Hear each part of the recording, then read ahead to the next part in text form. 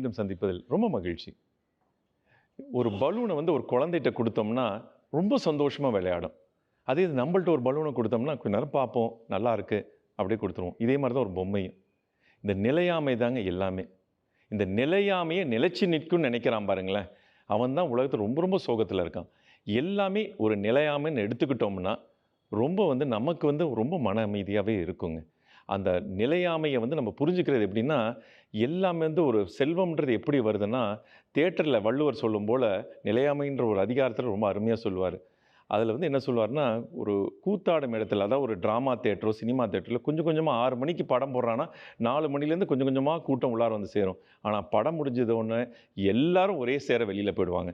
அதனால் நமக்கு எல்லாமே ஒரு நிலையாமையான ஒரு விஷயம்தான். அந்த நிலையாமையை நம்ம நிலைச்சு இருக்குன்றதை நினைக்கிறது தான் மாபெரும் ஒரு முட்டாள்தனமாக வந்து வள்ளுவரும் சொல்கிறாரு. எல்லாருமே அந்த கருத்து தாங்க.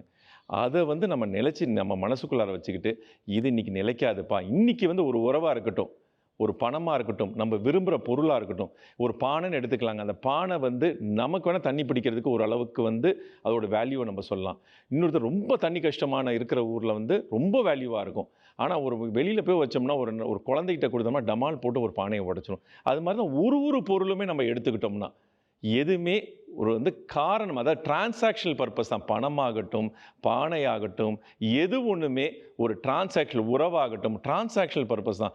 காரியங்கள் வந்து நிலையானது கிடையாது, காரணம் மட்டும்தான் நிலையானது. அதனால் அந்த டிரான்சாக்ஷனல் பர்பஸ்க்கு மட்டும்தான் நம்ம வந்து இதை எடுத்துகிட்டு போகிறோன்றதை நம்ம கிளியராக வச்சுக்கிட்டோம்னா அருமையாக நம்மளும் வந்து நம்ம வாழ்க்கையில் சந்தோஷமாக இருப்போம். இந்த காணொலி பார்த்தமைக்கு மிக்க